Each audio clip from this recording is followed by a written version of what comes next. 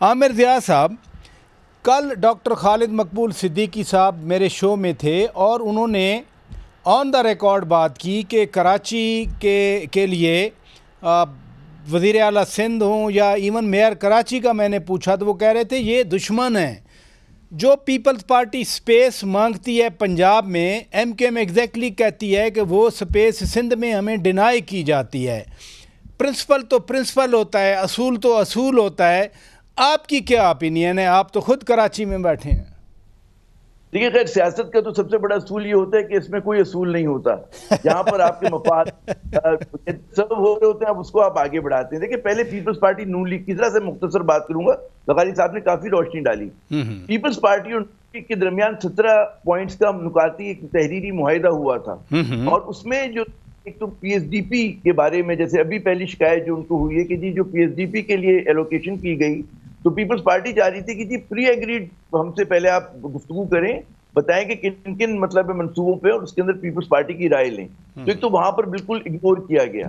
دوسری ان کو شکایت یہ ہے کہ جی ایم کیو ایم کو تو آپ مطلب ہے ایم کیو ایم کی مطالبہ مان رہی ہے فیڈرل گورنمنٹ، اور ایم کیو ایم جو چاہ رہی ہے، جس طرح کہ وہ پروجیکٹ چاہ رہی ہے، وہ اس کو مل بھی رہے ہیں. 35 ارب کے پروجیکٹس کی بات ہو رہی ہے.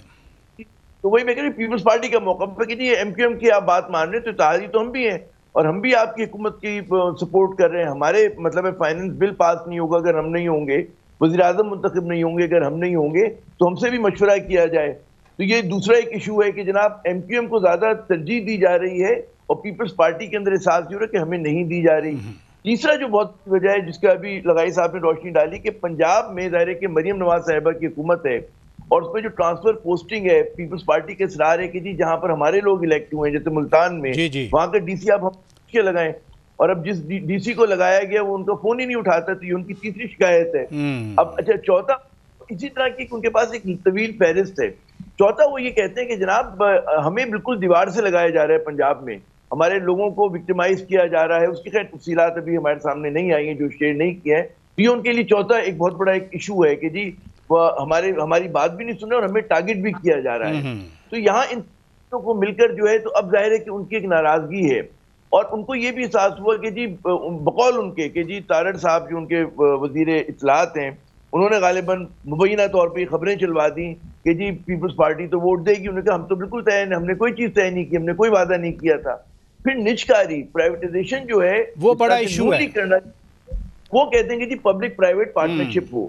یہ تمام ایشوز ہیں. اور پیپلز پارٹی کی ایک اور بات بھی سمجھ میں آتی کہ اگر وہ مستقبل میں انہیں اگر پنجاب کی سیاست کرنی ہے تو انہیں نون لیگ کی پوزیشن لینی پڑے گی، اور اگر وہ نہیں لیں گے تو جو اینٹی نون لیگ ووٹ ہے، اینٹی نون لیگ جو لوگ ہیں، وہ تمام کے تمام جو ہیں وہ پی ٹی آئی کے ساتھ چلے جاتے ہیں. بہرحال عامر ضیاء صاحب، یہ بھی فیکٹ ہے کہ پیپلز پارٹی جب پنجاب میں کمزور ہوئی، بندے نکلے تو وہ پی ٹی آئی میں گئے تھے، وہ نون لیگ میں نہیں گئے تھے. ادھر رکیے گا پلیز.